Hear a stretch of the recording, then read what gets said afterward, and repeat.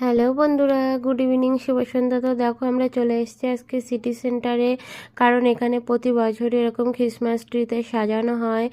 যে কোনো অনুষ্ঠানে আর কি অকেশনে এরকম সাজানো হয়, তো সেটাই দেখার জন্য দেখো প্রচুর লোক ভিড় করেছে। আর গত বছর কিন্তু সবুজ রঙেরই ক্রিসমাস ট্রি ছিল, এবার একটু কালারটা চেঞ্জ করেছে, মানে রেড কালারের করেছে। কিন্তু দেখো খুব ভালোই লাগছে দেখতে। আর উপরে তো বুঝতেই পারছো চুনি লাইট দিয়ে যেমন আর কি সাজানো হয় তেমনই সাজিয়েছে। আর প্রচুর প্রচুর ভিড় হয়েছে দেখার জন্য।